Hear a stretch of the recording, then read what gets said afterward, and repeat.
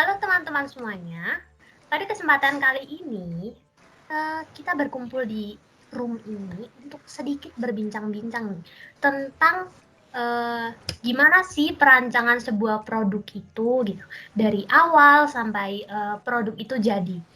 Untuk produk yang akan dirancang ini, yang akan kita perbincangkan adalah produk dari Sit Up Bands.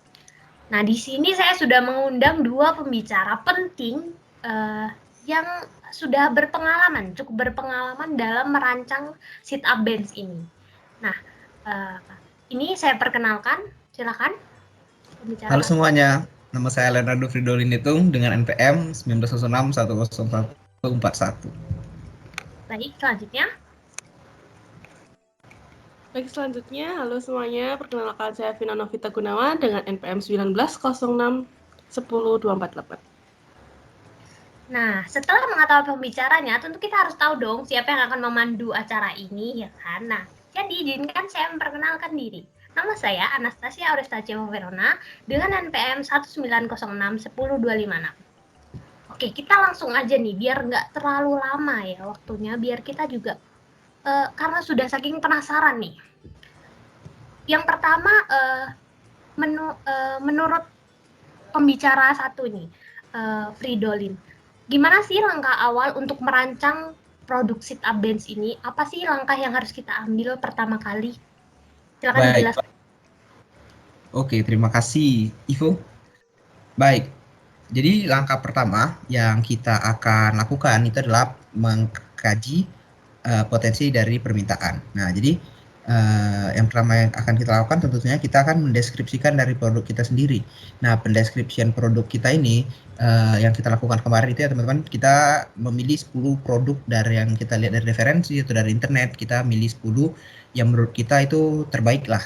Nah, setelah dari 10 lalu kita juga melakukan penyempitan dan kita memutuskan untuk memilih 4 ini. Jadi ada 4 yang kita pilih untuk kita telusuri lebih lanjut apakah yang bagus atau yang mana yang harus kita pilih di antara 4 tersebut. Nah, setelah itu kita melakukan segmentasi pasar. Nah, segmentasi pasar itu kita lakukan dengan cara geografis, demografis, psikografis, dan juga perilaku. Nah, di sini segmentasi pasar yang kita ingin incar itu kemarin tuh merupakan cukup luas karena yang kita rancang ini merupakan pabrik unitnya itu skala nasional. Jadi tentu saja kita ingin memiliki segmentasi pasar yang besar, yaitu cukup besar, yaitu satu Indonesia kemarin kita rancang ya. Nah, setelah kita melakukan itu, kita juga melakukan analisis kompetitor dari produk-produk yang sebelumnya tersebut. Nah, setelah kita melakukan analisis kompetitor, tentunya kita melakukan metodologi kajian pasar. Nah, metodologi kajian pasar ini kemarin kita nyebar itu ya Google Form yang cukup banyak dengan sampel itu sekitar 100 sampel kemarin. Wah, itu lumayan sih kita nyebarnya juga teman-teman. Kemarin kita nyebar, tapi sudah kita sebar dan berdasarkan dari hasil itu juga, maka dapatlah produk terpilih atau yang paling mendekati itu yang merupakan superfit yang seperti ini.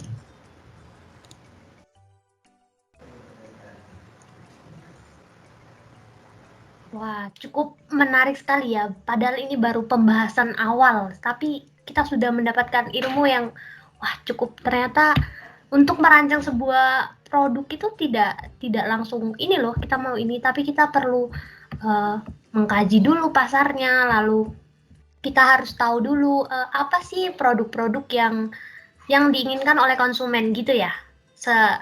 Secara garis besar, benar ya? Iya, benar sekali saudari Ivo. Jadi kita harus melihat permintaan dari pasar pertama-tamanya. Wah, nah lalu selanjutnya nih, untuk saudari Vina, setelah kita udah menemukan nih pasarnya, oh ternyata yang ini mereka tertarik dengan produk yang seperti ini. Lalu apa yang kita lakukan selanjutnya setelah kita mengkaji pasar ini? Oke, yang selanjutnya itu kita tuh perancangan produk yang pertama atau gagasan dasarnya seperti itu. Lanjut next.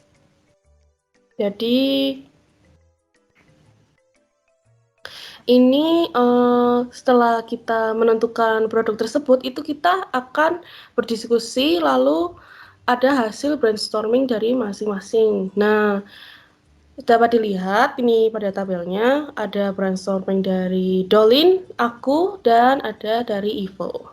Lanjut. Nah, selanjutnya itu kita menentukan klasifikasi tujuan dan penetapan fungsi. Nah, seperti dilihat terdapat 3 gambar di sini. Lanjutnya.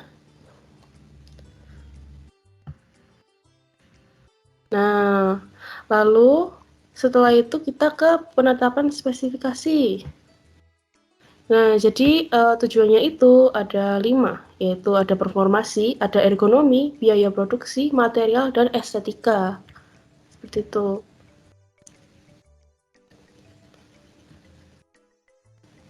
Nah, begitu, Saudari Ivo. Wah, iya, iya. Berarti setelah kita pertama mengkaji pasar, lalu kedua kita perlu untuk menetapkan fungsi tujuan seperti itu ya, supaya kita tahu nih produk ini tuh fungsinya apa, lalu fungsi secara mendalamnya seperti itu ya. Iya, betul sekali. Wah, sudah gimana nih teman-teman nih gimana nih? Apakah sudah cukup panas otaknya atau gimana? Sudah kira-kira kita semua sudah punya gambaran kan ya, kalau ternyata perancang yang pertama seperti ini, yang kedua seperti ini gitu ya. Semoga nanti teman-teman juga bisa ya ikut belajar untuk gimana sih merancang produknya. Nah, selanjutnya nih, setelah kita menetapkan fungsi-fungsi tadi, lalu Saudara Fridolin, langkah selanjutnya yang kita lakukan apa nih ya? Itu. Tapi sebelumnya aku mungkin Vina ada kelewatan mungkin itu kita melakukan inovasi produk kan yang dari hasil brainstorming kita itu bener kan? Iya, betul. Nah, kita jadinya ingin menambah seperti pegangan gitu, jadi kita bisa menambah fungsi dari itu bukan cuma buat sit up aja, bukan cuma buat sit up tapi juga buat push up. Kemarin Wah, kita ada. Oke, jadi ini ya gagasan baru ya, karena tidak semua produk sit up bench kan punya pegangan yang untuk push up gitu ya. Jadi biar bisa multifungsi seperti itu ya. ya Iya, benar. betul banget. Wah, cukup menarik ya teman-teman. Gimana menurut teman-teman? Apakah produk yang mereka rancang ini, wah ternyata menarik ya gitu. Patut untuk dicoba nih. Gimana nih menurut teman-teman? Nah, lalu selanjutnya, tadi selanjutnya setelah kita menetapkan fungsi, lalu memberikan inovasi juga untuk produknya supaya ada unique selling-nya seperti itu kan. Lalu langkah selanjutnya apa nih yang diambil oleh saudara Ridoli? Nah, jadi setelah kita melakukan yang tadi, maka selanjutnya kita tuh melakukan perancangan lagi, tapi ini yang fase keduanya, yaitu untuk pemilihan materi dan alternatif rancangan dari produk yang kita pilih. Nah, jadi di sini intinya kita milih gitulah, milih materialnya, terus kita lihat alternatif, ada nggak alternatifnya gitu. Nah, jadi pada bagian pemilihan material ini, setelah kita berdiskusi kemarin juga, kita ngelihat juga dari internet dan referensi-referensi lainnya. Jadi kita tuh bakal pakai dan di atasnya ada 3 buah yang kita pakai. Pertama ada stainless steel, aluminium alloy 2024 dan 6061. Nah, dari ketiga ini yang menurut kita kemarin itu paling mumpuni ya, yang paling sesuai gitu dengan produk Sita Bench itu adalah alloy yang 6061 dengan yang urutan kedua yang paling sesuai selanjutnya adalah 2024 dan steel 304 ini. Kemarin kalau nggak salah kita nggak milih ini karena terlalu berat ya. Kemarin kan terlalu berat gitu. Iya. Nah, jadi setelah kita melakukan itu, setelah kita analisa material-materialnya, tentu juga kita bakal ngebuat tabel nih, ini yang tabel di bawah ini untuk pemilihan material dari komponen-komponennya. Ada ini untuk ukuran-ukuran dari komponennya, terus juga kebutuhan dan alternatif material yang bakal kita pakai jika alternatif pertama tidak ada. Nah, yang selanjutnya itu adalah untuk pembangkitan alternatif. Nah, di sini salah satu yang paling penting juga untuk ini kita menggunakan peta, namanya itu ada peta morfologi. Nah, jadi dari peta ini kita bakal tahu seperti apa sih yang bakal kita pakai, apa saja karakteristik dari produk kita yang bakal kita pakai. Kemarin itu kalau karakteristiknya itu adalah material utama, material bantalan yang bakal untuk duduknya itu, terus letak inovasinya itu, sandaran punggungnya, bentuknya. Nah, setelah dilakukan membuat peta morfologinya, terus juga kita membuat peta kombinasi alternatif.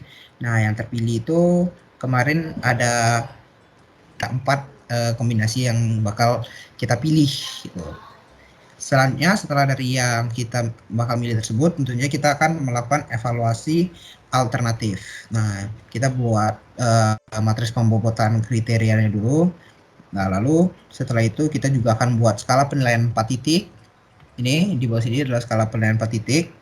Nah, lalu kita akan buat matriks evaluasi Sitabers. Nah, jadi matriks evaluasi dari Sitabers ini ya mengisikan tuh bukan dari kita sebenarnya. Yang mengisikan itu dari kelompok lain. Kemarin kita minta tolong kelompok lain kan kemarin. Nah, jadi setelah kita mengisikan itu, maka alternatif yang terpilih itu merupakan alternatif yang keempat. Nah, Lalu selanjutnya untuk saudari Vina, setelah kita tadi membuat peta morfologi, lalu ada peta kombinasi alternatif, ada pemilihan 4 alternatif yang terpilih, dan apa ya tadi? Oh, matriks pembobotan kriteria, lalu ada juga skala penilaian 4 titik. Setelah membuat itu dan mengisi dan diisikan oleh kelompok lain matriks evaluasinya, lalu terpilihlah alternatif 4. Selanjutnya, setelah alternatif 4 ini terpilih, apa sih yang dilakukan oleh saudari Vina supaya perancangan ini tuh bisa berjalan terus gitu? Selanjutnya, langkah selanjutnya. Oke, selanjutnya itu kita perancangan produk berbasis antropometri. Jadi kita merancang itu menggunakan data antropometri. Nah, kenapa kok kita menggunakan data antropometri? Itu biar karena untuk ukurannya sendiri itu kita tuh tidak lebih panjang atau lebih pendek dari ukuran tubuh manusia, seperti itu. Lanjut.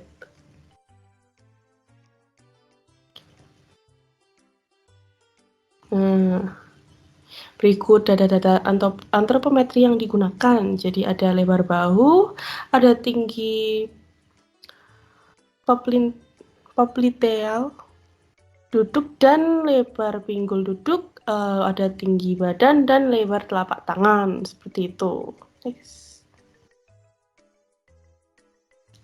Baik, selanjutnya ini ada analisis ergonomi produk. Jadi dari data-data antropometri tersebut itu kita gunakan. Nah, untuk apa saja?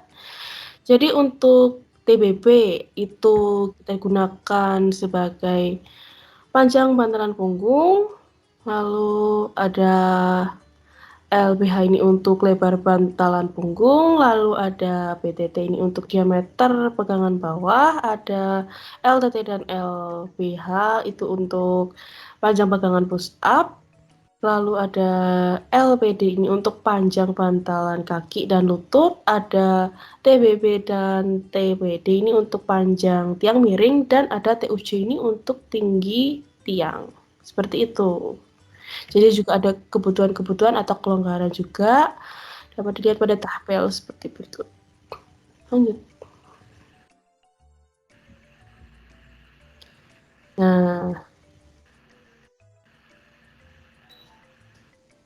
Nah, jadi begitu Saudari Ivo, kita menentukan data-data antropometri untuk ukuran-ukuran untuk sit up bench kita.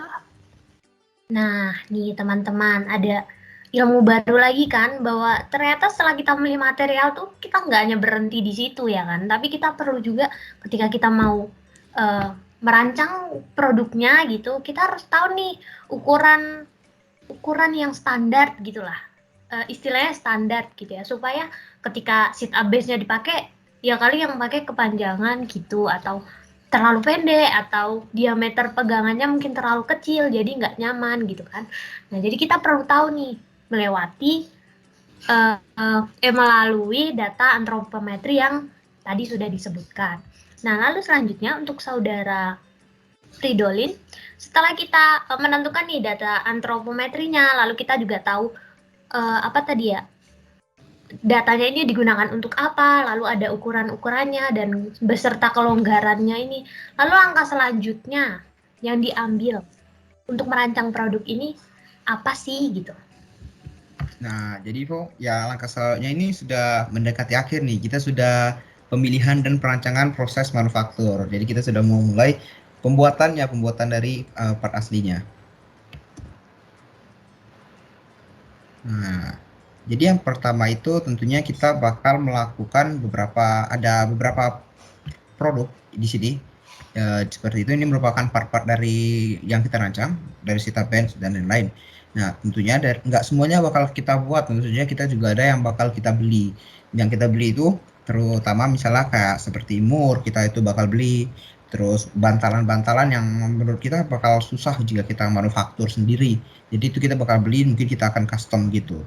Jadi ada beberapa di sini. Bisa dilihat di layar. Nah, setelah kita melakukan penentuan tadi, tentunya kita bakal merancang juga nih apa aja yang kita bakal ngelakuin dan menggunakan mesin-mesin apa aja. Nah, di sini itu merupakan contoh dari peta proses operasi prefabrikasi. Nah, jadi di prefabrikasi ini terdapat beberapa departemen di prefabrikasi. Departemennya sendiri itu tentu saja pengukuran dan pemotongan serta inspeksi dari logam, dari yangsit yang bakal kita buat tadi. Terus ada juga untuk pengukuran dan pemotongan dari busa-busa yang di sini yang kita nggak beli itu adalah bantalan bantalan punggungnya itu yang untuk sebagai landasan kita biar empuk juga kita melakukan olahraganya. Nah, itu kita memutuskan untuk tidak beli dan kita akan buy. Jadi bisa dilihat seperti ini merupakan peta proses prefabrikasinya. Jadi prefabrikasi itu sebelum adanya proses itu hanya dari bahan baku. Terus selanjutnya tentu saja ada proses peta proses operasi dari fabrikasi. Nah, dari fabrikasi inilah dari yang tadi bahan kita sudah di prefabrikasi yang kita sudah potong. Nah, di sini bakal ada dilakukan pengelasan, di sini ya bakal ada melakukan assembly, penyatuan, pengeboran di beberapa titik dan selanjutnya dapat dilihat di sini. Nah, ini merupakan assembly chartnya, bagaimana cara dari Sita Benz kita ini sendiri dirancang atau di assembly gitu.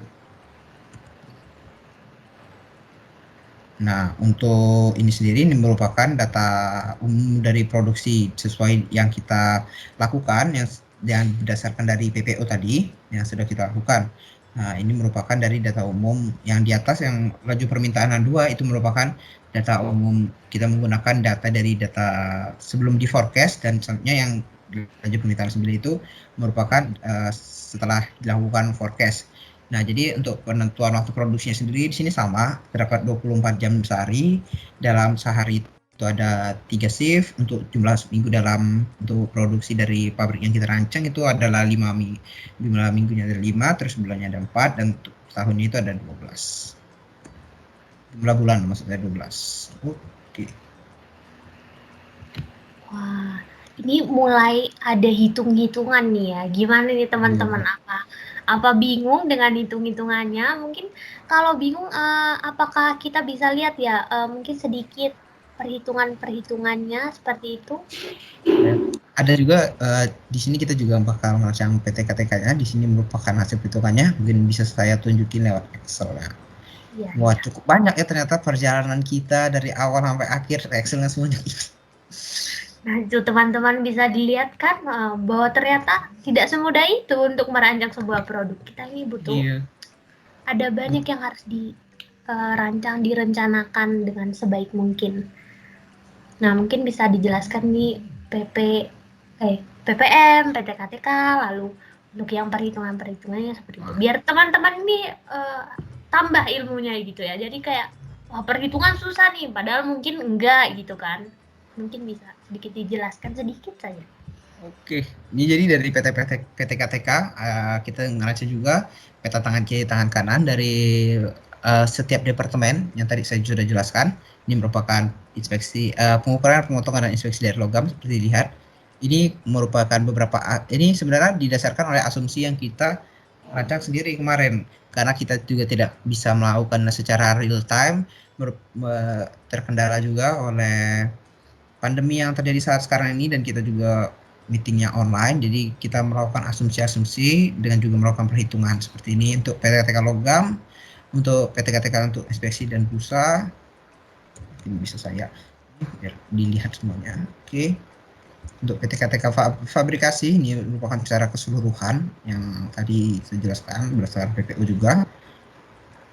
Ini merupakan peta proses mesin fabrikasi, ada mesin gerinda untuk alat potongnya, terus ada mesin las dan mesin bor. Ini merupakan data produksi, berdasarkan data produksi. Seperti ini, di sini ada banyak perhitungannya. Untuk data permintaan per tahun itu sekitar 16-an ribu per tahun. Dan ini merupakan perhitungan dari forecast. Jadi forecast-nya itu dari data sekunder yang kita ketahui, maka akan dilakukan forecast banyak ke depannya itu sekitar 30 tahun ke depannya untuk melihat jumlah maksimalnya seperti itu. Dan juga di sini terdapat routing sheet dari yang kita rancang sebelumnya, PPU dan lain-lain, terutama dari proses assembly, fabrikasi dan prefabrikasi. Di sini sudah kita rancang. Dan juga di sini ada tabel kebutuhan bahan baku apa saja yang kita akan gunakan. Jadi yang kita putuskan itu merupakan adalah aluminium alloy 661 sheet untuk ukurannya bisa dilihat, dan juga adalah aluminium alloy pipe, dan juga terdapat foam untuk bantalan punggungnya. Untuk spesifikasinya bisa dilihat di sini. Oke, untuk langkah dari unit 5 seperti itu, Saudari Ivo. Selanjutnya nih, setelah perhitungan yang jelimet tadi, yang banyak itu ya, langkah apa nih yang Saudara Vina ambil? Kok saya baca-baca nih perancangan stasiun kerja ya? Nah, itu tuh seperti apa sih gitu? Mungkin bisa dijelaskan. Oke, selanjutnya ada perancangan stasiun kerja. Kenapa kok topiknya perancangan stasiun kerja? Nah, jadi kita tuh merancang stasiun kerja itu, stasiun kerja apa saja yang kita gunakan, itu kita selidiki satu persatu, kita kesimpulkan, lalu apa saja data-data yang kita pakai untuk stasiun kerja tersebut. Seperti itu. Bisa lanjut. Nah, jadi ini seperti ada data antropometri sama sepertinya. Namun untuk data antropometri yang kita gunakan ini bukan untuk seat advance, tapi untuk seperti apa yang kita gunakan saat kita bekerja. Nah, contohnya tempat kerjanya kita itu yang utama itu ada meja yang kita gunakan. Jadi data antropometrinya yang kita gunakan di sini ada tinggi siku, ada jangkauan tangan, panjang rentang tangan, lebar telapak tangan, dan panjang telapak tangan, seperti itu. Next. Nah, ini ada analisis ergonomi fasilitas kerjanya. Nah, untuk tinggi siku sendiri itu kita gunakan untuk tinggi mejanya, lalu ada jangkauan tangan itu untuk panjang meja, lalu ada panjang rentang tangan itu untuk lebar mejanya, dan ada lebar telapak tangan ini untuk panjang handle meja, untuk pegangannya ya, pegangan laci seperti itu. Lalu ada panjang telapak tangan ini untuk diameter handle mejanya, gitu. Dan ada kebutuhan kelonggaran juga. Next. Nah, ini dia ada kaki meja. Jadi untuk membuat meja yang kita gunakan untuk bekerja itu ada kaki meja, ada alas mejanya, lalu ada laci meja dan handle laci, seperti itu. Next. Nah, berikut ini merupakan beberapa departemen-departemen. Nah, ada juga dari departemen drilling, departemen assembly, dan departemen inspeksi tentunya. Lanjut. Merancang itu nggak cuman kita pakai Word, pakai Excel gitu. Ternyata ada software lain yang digunakan sampai kita bisa membuat manekin seperti itu ya. Itu kan ternyata tidak mudah ya teman-teman. Tapi nggak perlu berkecil hati, nggak perlu takut nih, kayak nggak bisa gitu. Kalau kalian butuh tutorial dari Katia atau dari SolidWorks, nah teman-teman bisa juga nih menghubungi kedua pembicara kita karena mereka ini sudah ahli. Kayaknya kalau merem itu juga bisa gitu ya.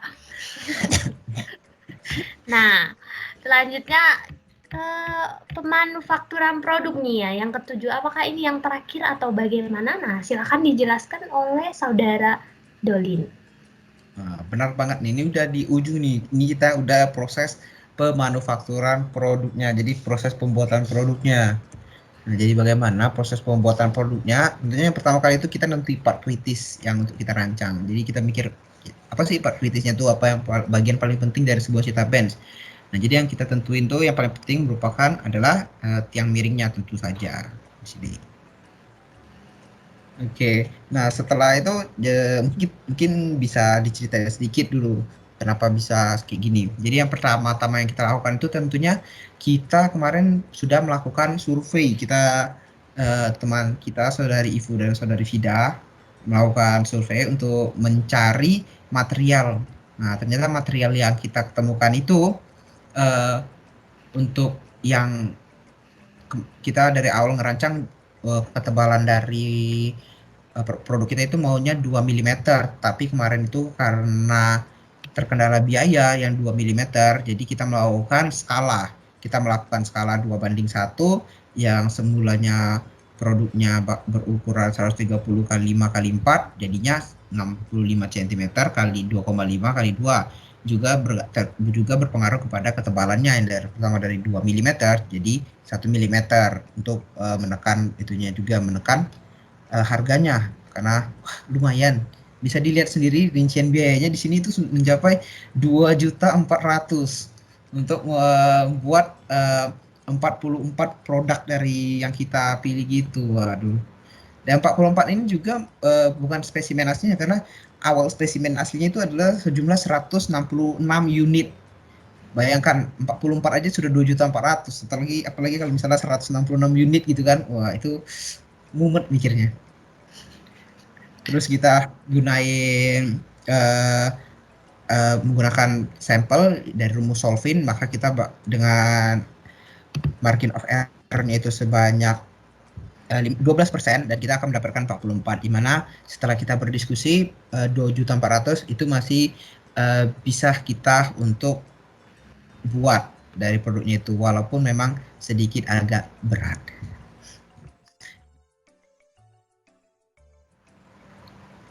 Oke, jadi gitu proses pembuatan dari sebuah part kritis tiang miring dari Sita bench. Kembali ke saudari Ivu. Nah, kita ternyata udah di terakhir nih, udah jadi nih produknya ya. Ternyata ya memang butuh waktu yang lama untuk bisa merancang satu produk. Yang kita aja udah merancang nih, udah banyak, ternyata ending-endingnya oh pas di pasaran nggak ketemu yang tebalnya segini, yang maunya segini gitu ya. Jadi memang ya dirancang aja bisa meleset, apalagi nggak dirancang. Jadi lebih baik teman-teman melakukan perancangan produk yang itu ya benar-benar gitu supaya menghindari itu tadi yang meleset itu seperti itu. Nah ini lalu ini apa nih? Oh dokumentasi spesimennya nih teman-teman bisa lihat kan part kritis yang tadi dijelaskan oleh saudara Fridolin ini ternyata part kritisnya bisa seperti ini jadinya. Nah, teman-teman, kita udah sampai di penghujung acara nih. Udah sampai di ujung dari bincang-bincang malam kita nih. Gimana teman-teman? Ilmunya gimana? Dapat kan? Iya dong, pasti dapat. Teman-teman jangan lupa mencatat loh. Ini benar-benar mencatat dan seperti yang aku bilang tadi, kalau ada yang mau ditanyakan, langsung aja tanyakan nih sama dua pembicara kita yang hebat-hebat ini. Nah, karena kita udah di akhir nih, tentu saya sendiri mau mengucapkan terima kasih banyak untuk pembicara kita yang udah mau menjelaskan dari awal sampai akhir ya. Terima kasih untuk saudara Fridolin, terima kasih untuk saudari Vina, untuk waktu dan penjelasannya. Nah, sekian ya teman-teman bincang-bincang malam kita. Saya Anastasia Aulistacia Verona, pamit undur diri. Bye! Dadah semuanya. Terima kasih.